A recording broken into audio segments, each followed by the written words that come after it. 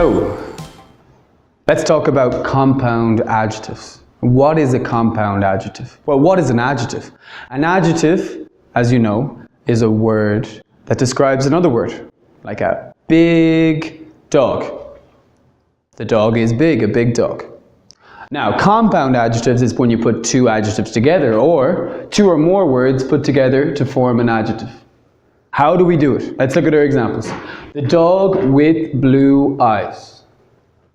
We can change that to make it a compound adjective. It can become the blue-eyed dog.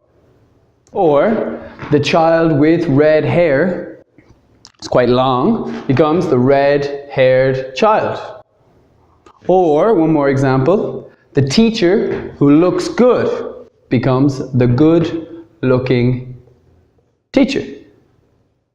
How do we make these? What is the construction of these? What we use are past participles and present participles, which means walked or walking. So ed or ing, and we use a hyphen. So where's the hyphen? Can you see the hyphen? Of course you can. Here we have the hyphen. It's like a dash, small dash. So the blue-eyed dog, well, that's an ed. And the red-haired child, that's an ed as well, a past participle. But the ing is a present participle, the good-looking teacher. So here are the different ways we can use these compound adjectives because they're complicated. There's a lot going on. There's a lot of combinations to the compound adjectives. Firstly, we've got adjectives.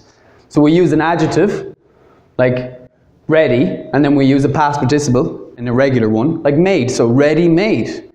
My dinner is ready-made. It's already there for me.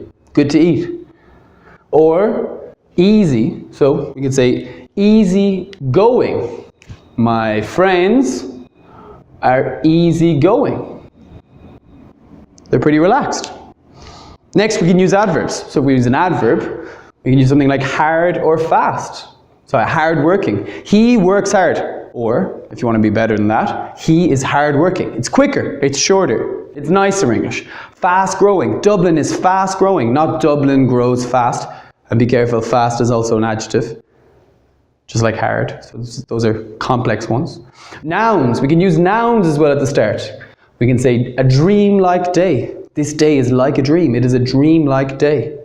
Or a child-friendly cafe. This cafe is friendly to children or for a child to go to this cafe. Which is quite long to say, so child-friendly cafe, A-OK. Well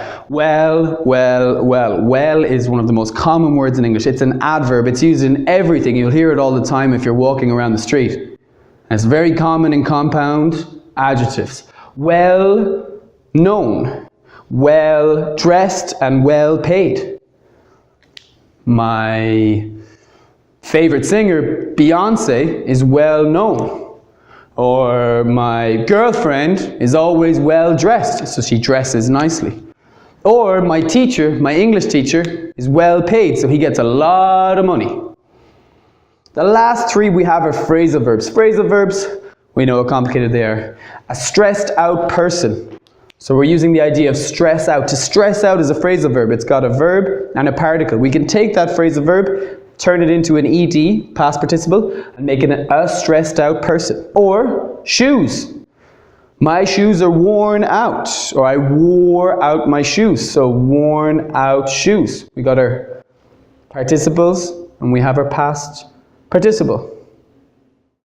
Exceptions, there's some exceptions. You can put two words together and maybe there's no ed and there's no ing. Like short term, small scale. Sometimes it just happens. Life is like that. Finally, numbers. And that's the key one. My holiday lasts 2 weeks. Or I have a holiday for 2 weeks. Instead of saying that, we can just do simply a 2-week holiday. Not 2 weeks. Do not put the S. Because it's an adjective, you don't have the S. Or a 36-year-old woman. You see that?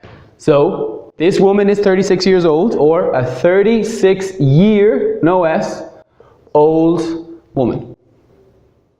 So it's your turn, your homework. Try to use 5 compound adjectives in class this week with your teacher.